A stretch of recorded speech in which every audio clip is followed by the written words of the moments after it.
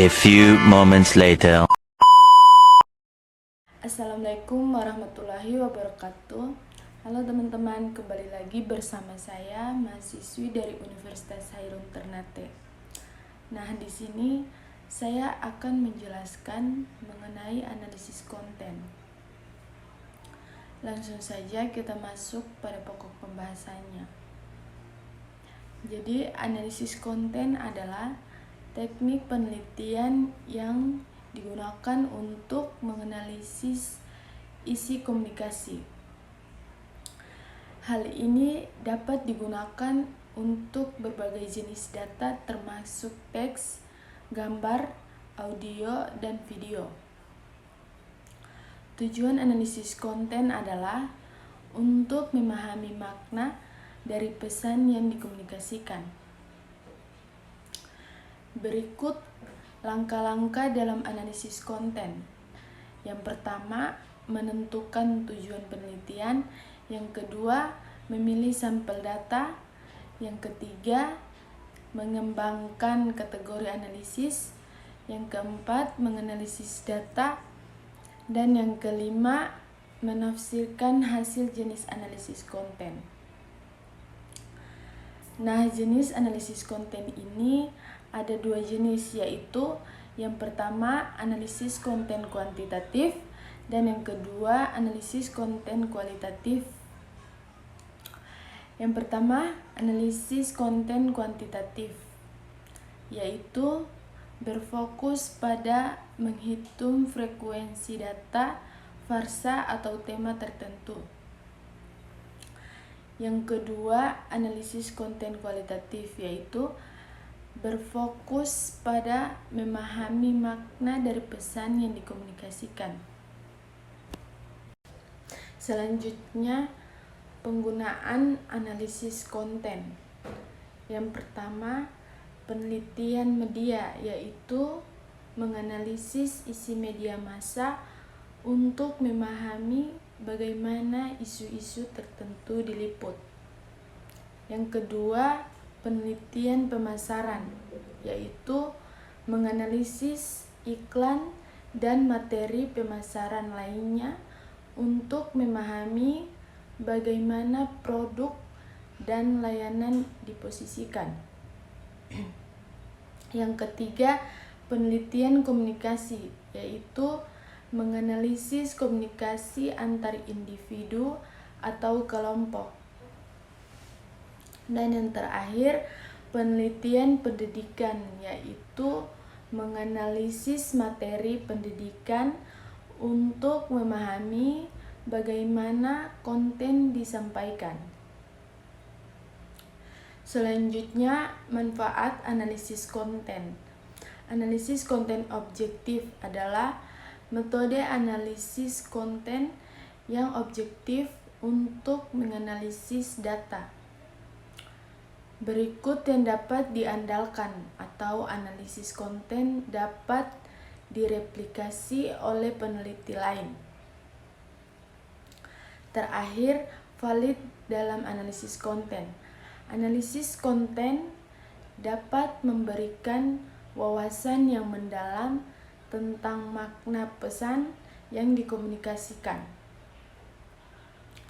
Kelemahan analisis konten yaitu analisis konten bisa memakan waktu. Analisis konten bisa menjadi kompleks, terutama jika melibatkan data kualitatif. Juga interpretasi. Nah, interpretasi hasil analisis konten bisa subjektif. Sebelumnya, kita telah membahas tentang definisi, langkah-langkah jenis, penggunaan, manfaat, dan kelemahan analisis konten. Sekarang mari kita telusuri lebih dalam beberapa aspek penting lainnya. Yang pertama, pertimbangan etika. Dalam analisis konten, penting untuk mempertimbangkan etika saat melakukan analisis konten. Hal ini termasuk memperoleh persetujuan jika Anda menganalisis data yang berisi informasi pribadi. Anda harus mendapatkan persetujuan dari individu yang terlibat.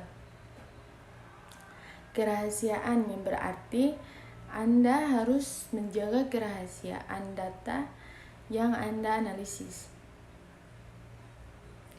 Keobjektifan, yaitu Anda harus berusaha untuk objektif dalam analisis Anda dan menghindari bias.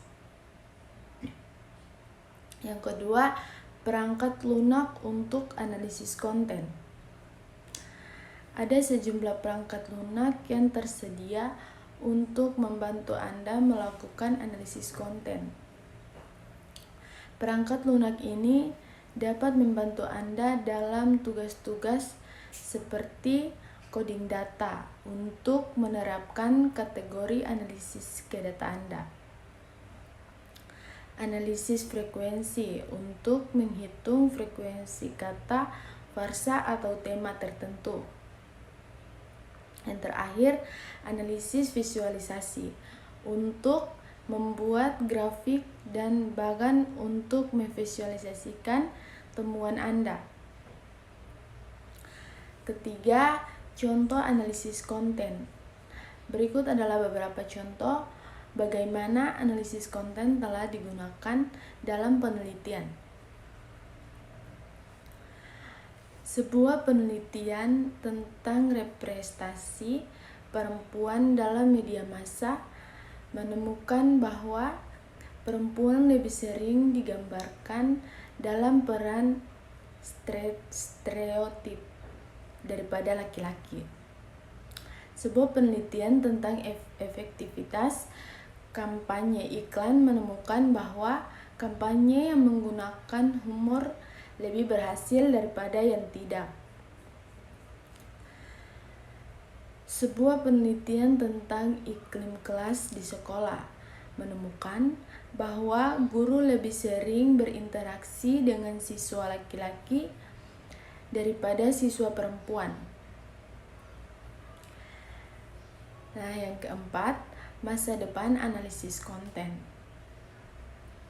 Analisis konten adalah bidang yang terus berkembang dengan munculnya teknologi baru seperti kecerdasan buatan. Kemungkinan analisis konten akan menjadi lebih canggih dan akurat di masa depan. Demikian pembahasan dari saya.